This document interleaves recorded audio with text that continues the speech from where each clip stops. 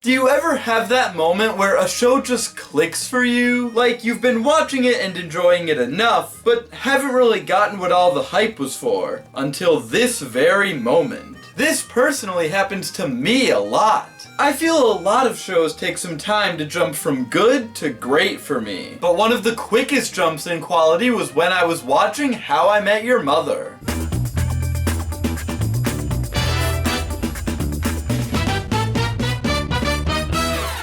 I watched season 1 and enjoyed it enough, but I wasn't crazy about it. I finished it and thought it was okay, but also saw it as just kind of a less funny version of Friends. However, I then watched the first episode of season 2. The night I watched it, I was planning on going to sleep after watching it, but after that episode, I just wanted to keep going, and was then watching the show whenever I could for the next few weeks. With me starting season 2 late in November, and being around late season 6 or early season 7 by the end of the year. But that's kinda how I am with a lot of shows. I start off watching them slowly, and then once I get to the point where I just want to watch more and more, the speed I watch them at picks up a lot. I think the biggest factor for why this was the moment that How I Met Your Mother clicked for me is because of the sheer quality of season 2 and what it represents. Season 2's lineup is just standout episode after standout episode.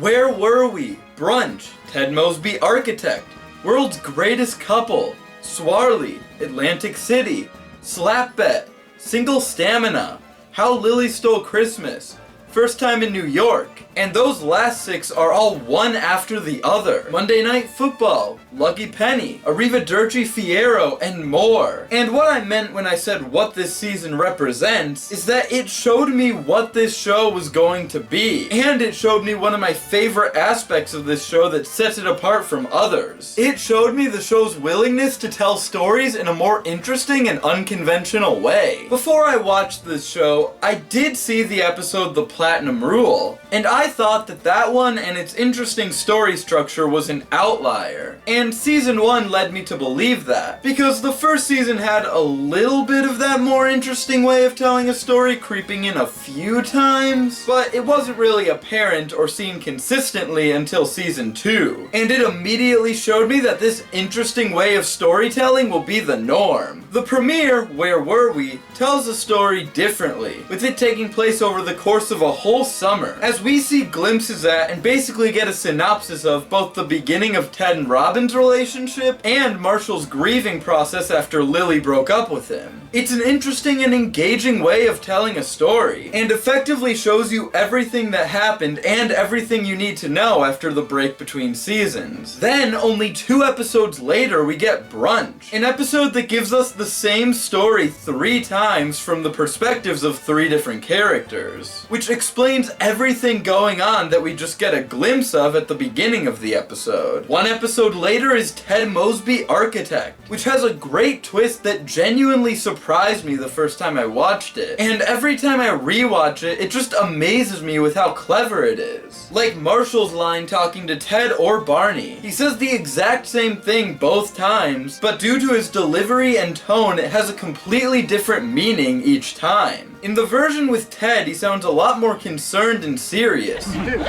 what are you doing? Galloping. You proved it, all right? The whole Ted Mosby Architect thing works. Architects rule! Woo-hoo! Aren't you a little worried that a certain somebody might find out that you're doing this? And this isn't you, Ted. Which is how Robin imagines it due to her fear and the belief that this is Ted he was saying this to. However, in the version that's actually happening, Marshall sounds a lot less serious and is a lot less worried. What are you doing? Galloping! Woo! All right, you proved it. The whole Ted Mosby Architect thing works. Architects rule! Aren't you afraid a certain somebody might find out about this?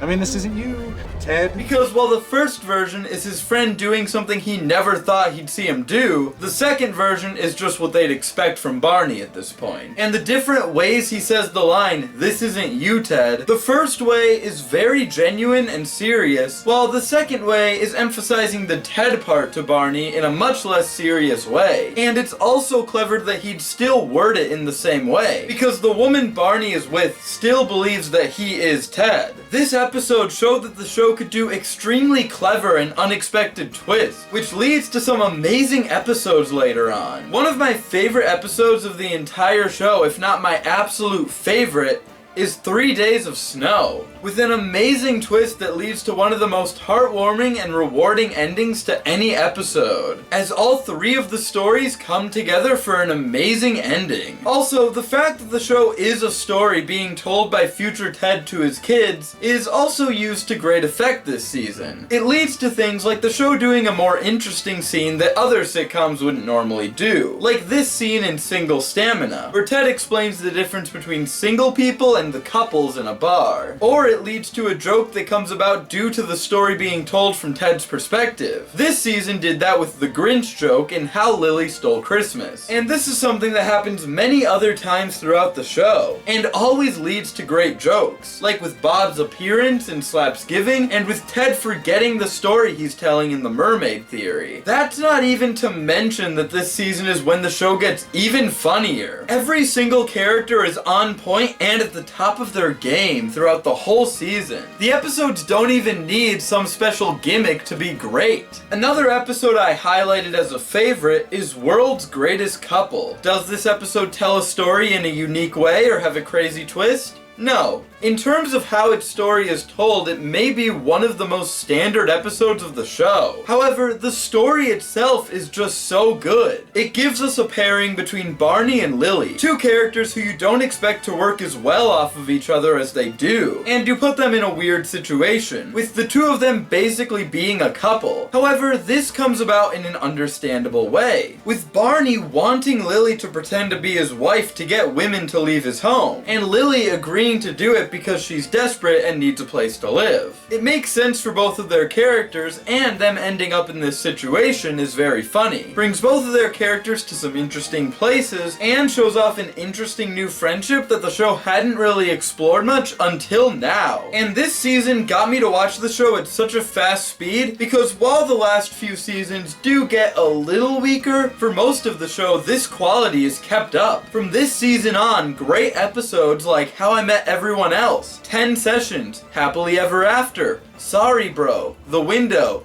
Zoo or False, Bad News, Legend Daddy, Ducky Tie, and Disaster Averted become the norm. And yes, I did just name 10 episodes. And you have no idea how many great episodes I left out. I limited myself to only naming 2 per season, but it is absurd how consistently great the episodes of How I Met Your Mother got. However, despite there also being so much great stuff after it, I'll always remember season 2 as the moment when I realized How I Met Your Mother was truly something special.